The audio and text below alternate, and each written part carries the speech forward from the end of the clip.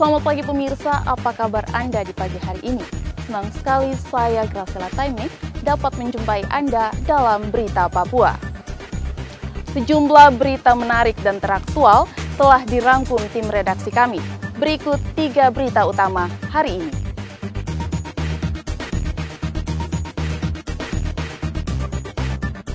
Pesawat karavan milik maskapai Tariku tergelincir di Kabupaten Paniai.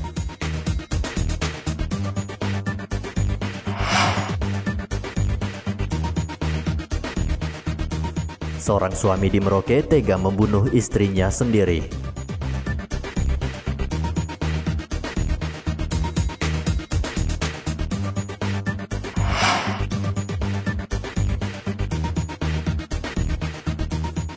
Empat penumpang pesawat di Merauke tertular COVID-19.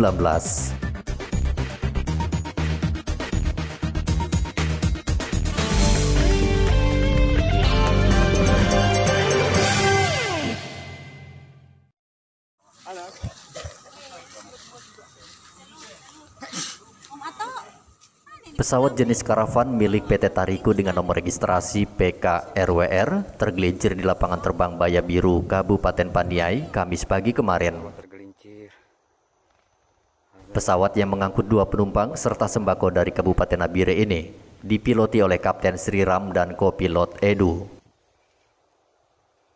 Kabid Humas Polda Papua Kombes Ahmad Kamal mengatakan saat pesawat landing, cuaca di lapangan terbang Baya Biru gerimis sehingga pesawat tergelincir.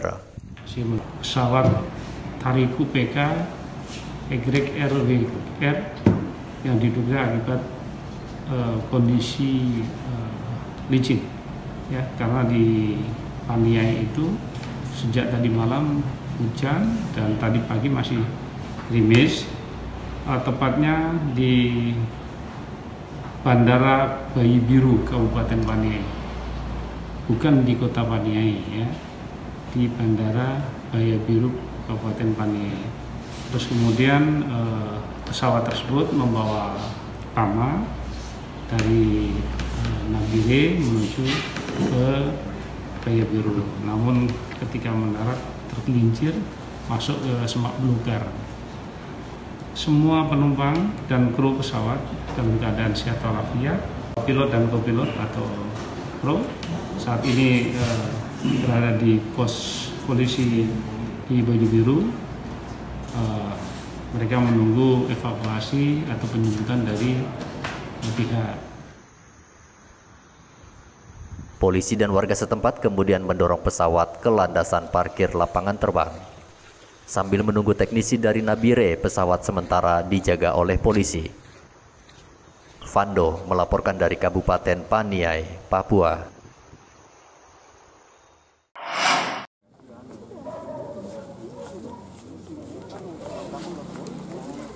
Warga digegerkan dengan tewasnya Apok, warga Jalan Dom, Kelapa 5 Merauke, Kamis dini hari kemarin. Apok ditemukan tewas di dalam kamarnya dengan sejumlah luka di bagian kepala. Menurut warga sekitar, Agustinus dan Apok sering cekcok, diduga faktor ekonomi menjadi penyebab perkelahian suami istri itu. Saya bilang, "Kes aku pakai keluarga." Oh, bilang? Katanya tantas meninggal, jadi kita datang, betul. Oh, gitu. Tadi ada lihat luka juga? Saya tidak sempat lihat, itu semuanya dari pintu saja. Dari pintu saja. Tata siapa dia nama nih? Saya tidak tahu dia punya nama lengkap, memang tidak tahu dia punya namanya Apok. Apok? Iya, Apok.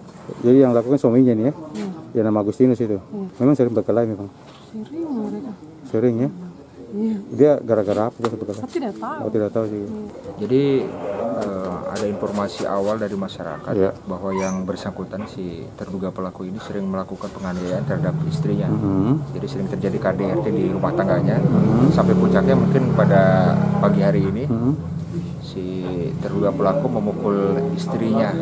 Pengakuan dari pelaku dengan tangan kosong, dan si istrinya itu kepalanya kena ke dinding sehingga menyebabkan dia meninggal gitu. Oh gitu. Informasi dari pelaku seperti itu, tapi dari masyarakat tadi ada yang bilang pelaku menggunakan besi untuk memukul istrinya. Oh gitu. Sedang kita dalami karena pelaku baru saja diamankan di Polres Merauke. Polisi yang datang langsung mengevakuasi korban ke RSUD Merauke dan menggelar olah tempat kejadian perkara. suami korban saat ini sudah ditahan polisi. Muhammad Ridwan melaporkan dari Merauke, Papua.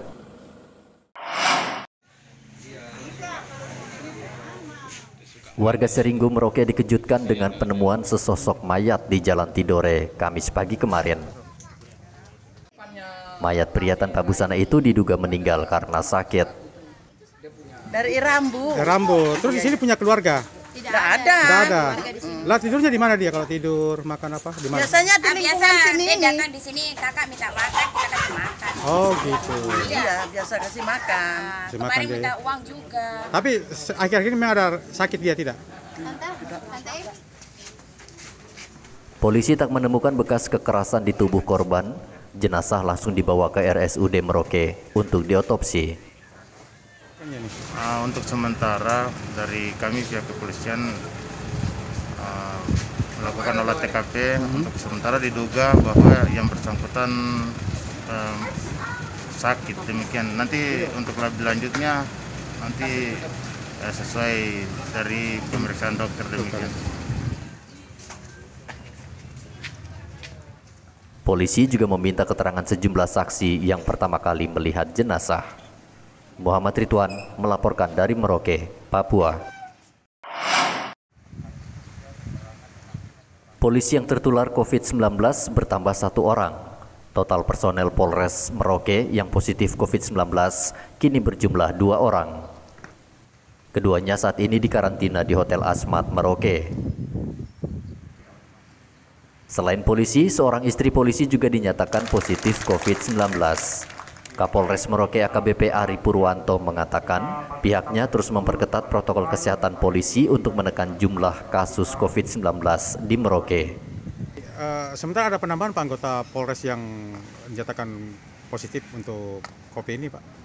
Ya, berdasarkan hasil pemeriksaan swab kemarin, setelah kita laksanakan tracing, ada penambahan dua orang lagi, 1 personil Polres Merauke dan yang 1 lagi Ibu Bayangkari. Oh gitu. Tracingnya dari mana Pak? Tracing dari dapatnya? Tracingnya yang pertama satu ruangan dengan anggota kami yang pertama, yang kedua dari ibunya, Ibu Bayangkari. Kalau Ibu Bayangkari tracingnya kontak erat Pak? Kontak erat dengan istri dari korban yang pertama ini, Pak. Oh gitu. Jadi sementara sudah masuk karantina semua, Pak? Sudah masuk isolasi di Hotel Asma.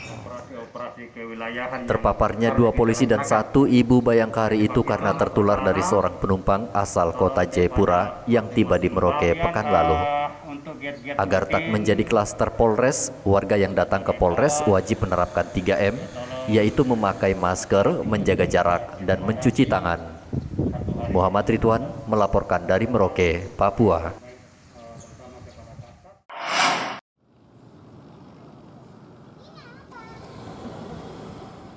Pasien positif COVID-19 di Merauke terus bertambah. Data per 15 Oktober, 4 warga dinyatakan positif COVID-19.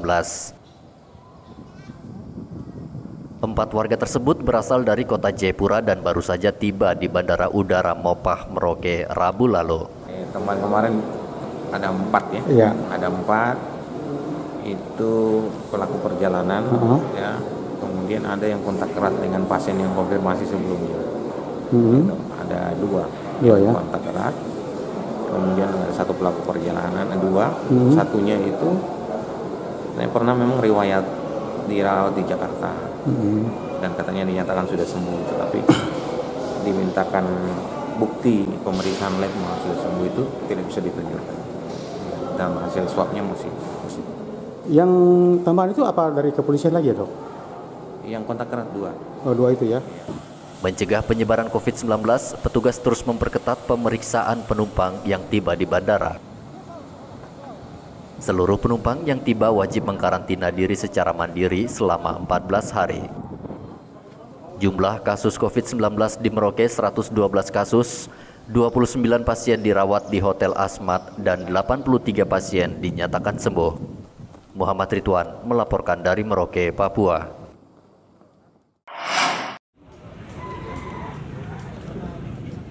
Puluhan lapak pedagang di pasar tradisional terbesar Kota Jayapura disegel petugas Disperindakop Kota Jayapura. Petugas terpaksa menyegel kios pedagang karena menunggak pembayaran sewa selama 1 tahun. 97 kios akan kembali dibuka setelah pedagang melunasi biaya sewa kios. Kami melakukan penertiban di pasar Yotefa khusus untuk kios-kios yang masih punya utang dari tahun 2019. Jadi khusus 2019 saja ini. Yang 2020 tidak, 2019. Nah, itu ada kurang lebih sekitar 450 kios yang belum membayar kewajibannya untuk tahun 2019. Dari 450 itu ada 97 kios yang aktif, yang sisanya tidak aktif atau tidak ada aktivitas perdagangan. Nah, jadi kami fokus di 97 itu yang selama ini mereka melakukan aktivitasnya namun tidak melaksanakan kewajiban. Per bulan berapa nominalnya itu dari berapa? Nominalnya itu bergantung pada ukuran kiosnya. Ada yang sebulannya 200, ada yang 300. Sementara itu, Wakil Wali Kota Jayapura Rustan Saru meminta seluruh pedagang di pasar Yotefa menerapkan protokol kesehatan. Menuntaskan kewajibannya.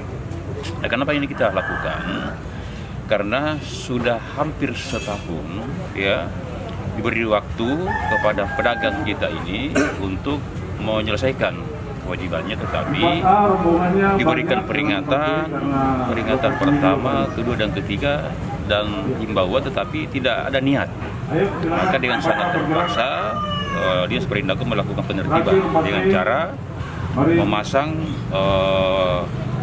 stiker disegel ya, sambil menunggu petugas atau yang punya kios segera berhubungan dengan Dinas Perindakop untuk menyelesaikan tunggakannya. Nah, karena tidak mungkin kita kios tanpa ada alasan. Maka itu kami minta juga kepada masyarakat kita yang berdampak lagi ini agar bisa bekerjasama dengan baik. Bukan kita mau menghalangi, tidak, tapi untuk kebaikan dan untuk kesejahteraan kita bersama dalam rangka menegakkan aturan di pasar Yotefa sehingga semua bisa berjalan dengan lancar tanpa ada masalah. Selain pasar Yotefa, pekan depan petugas Disperindakop juga akan menertibkan pedagang di pasar Hamadi yang belum melunasi biaya sewa lapak. Disperindakop juga akan mengeluarkan paksa pedagang yang tak menggubris peringatan petugas. Rian Tonai melaporkan dari Kota Jayapura, Papua.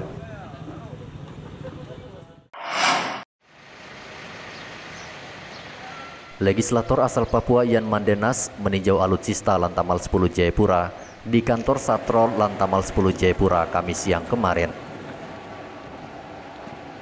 Anggota Komisi 1 DPR RI menilai alat utama sistem pertahanan di Lantamal 10 Jayapura sudah kuno.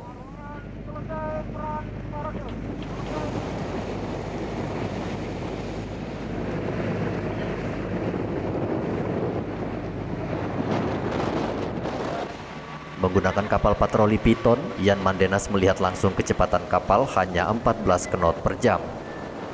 Sementara kapal yang biasa digunakan oleh penyelundup narkoba dan pelintas batas ilegal dari Papua New Guinea mencapai 30 knot per jam. Sampai dengan hari ini, wilayah perbatasan laut, udara, dan darat di Papua yang berbatasan langsung dengan Papua New Guinea yang merupakan negara yang terletak dan provinsi Papua paling timur Indonesia yang terletak di kawasan Pasifik, ini masih sangat terbuka. Banyak hal bisa terjadi. Bahkan kalau kita bandingkan dengan kekuatan personil kita tidak bisa menghadang pergerakan di wilayah perbatasan karena kemampuan alutsista kita yang terbatas, ya, kemudian juga personil yang masih juga belum mencukupi kekuatan ideal kita, ya, maka secara otomatis manuver-manuver dari negara-negara Pasifik itu bisa menjadikan negara-negara tetangga kita itu sebagai spionasinya mereka untuk bisa menyampaikan segala hal yang terjadi di negara kita. Nah, ini yang terus-menerus menjadi kekuatan Pasifik untuk memberikan konsentrasi dan perhatian bagi isu-isu Papua. Dan saya pikir kedepannya ini harus segera dibenahi oleh pemerintah pusat, ya, oleh Presiden Jokowi harus ada desakan kebijakan yang memang benar-benar bisa menjawab kebutuhan kita di negara perbatasan, di wilayah perbatasan dengan negara tetangga kita. Sementara itu, Komandan Lantamal 10 Jayapura Laksma Yehezkiel Katiandago mengaku sudah mengusulkan penambahan kapal patroli pada Kepala Staf Angkatan Laut. Kami Lantamal 10 dengan wilayah kerja mulai dari 141 bujur timur sampai ke arah sepanjang perairan Sko sampai ke arah barat sampai terus naik ke utara itu Spiori. Begitu panjangnya pantai kita ini. Namun kita hanya menggelar khususnya kemampuan kita ini ada pos pengamat angkatan laut, posal ini ada 5 dengan sepanjang itu.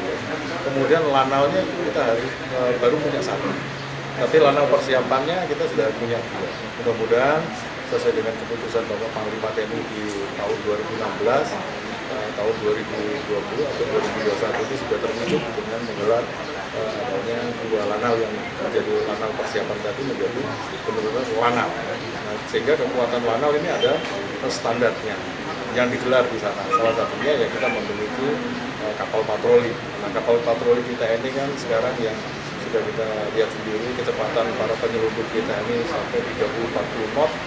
Kapal kita ini memiliki kecepatan yang sekarang ini itu hanya 12 knot. Nah, sehingga nanti ke depan ini akan dibenahi seperti apa yang disampaikan oleh Pak Yan tadi, bahwa alutsista kita nanti akan dilakukan modernisasi. Sehingga disesuaikan dengan bentuknya ancaman. Nah, salah satu itu karena apa, kita salah satunya menjaga kewibawaan negara. Meskipun kita berada di daerah, kita akan menjaga kewibawaan negara. Selain kapal patroli, Lantamal 10 juga akan membentuk pangkalan Angkatan Laut di Kabupaten Biak dan Sarmi. Riantonai melaporkan dari Kota Jayapura, Papua. Pemirsa, informasi tadi sekaligus mengakhiri jumpa kita dalam Berita Papua. Saya Graciela Taime mewakili kerabat kerja yang bertugas menyampaikan terima kasih, selamat beraktivitas, sampai jumpa. Wanyambe.